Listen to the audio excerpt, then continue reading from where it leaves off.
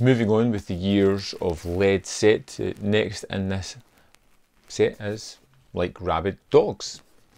And this came out in 1976, another crime movie as you would expect from this set, and it revolves around the story of three criminals, two guys and a girl who are really shaking up the underworld. And we have our police detective, as always, Commissioner Musi, whom again is tasked with trying to figure out why the people are doing what they're doing, trying to shake the trees of the criminal underworld to find out if anybody knows any information on this one. Now these guys are kind of robbing and murdering various places, or kidnapping prostitutes and killing them. They're doing horrible things, and our police commissioner is trying to figure out why exactly they're doing what they're doing.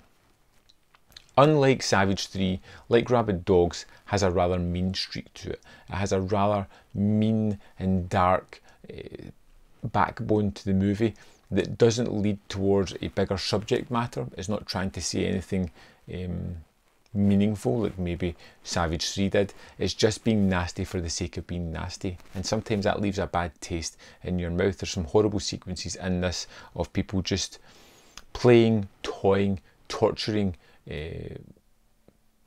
someone just because they get a kick out of it, and they want to cause somebody turmoil before murdering them. No other reason than that. And it's a tale of a criminal's son who's kind of rallying against his father, doesn't like his father, and is trying to take him down by destroying his life and making him look responsible for a lot of the things that are going on. You know, it's two people who are above the system. They're rich, they're wealthy, they just want to do things that they're not supposed to do.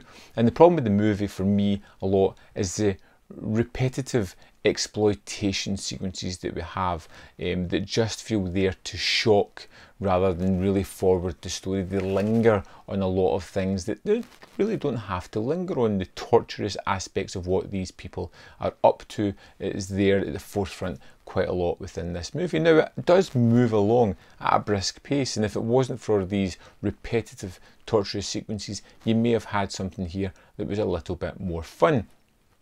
I liked a lot of the characters. I particularly liked the police officer, and that's kind of key for me with these movies, having someone who's digging in to the story, who's trying to figure out who's behind it all.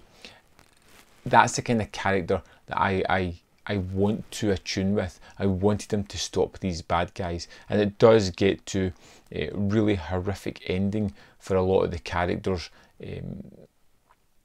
including a really vicious end to the main bad guy, which I don't really want to go into just here, but it is unexpected and, yeah, well, I suppose you could say a fitting end to a horrible personality.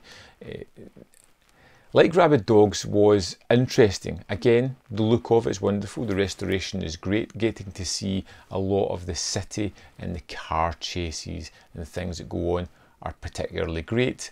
The repetition of the exploitation sequences are just a little bit too much. They linger on the wrong things, rather focusing on the characters. There is a decent story in there. It's not something that's going to put you off with its violence.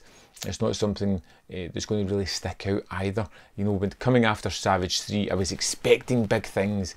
I never quite got it with Like Rabid Dogs, but I'm still willing to move on to the other movies and see what else they have to offer. I'd love to know your thoughts on this film. Let me know in the comment box below, and I will see you next time on Man v Film.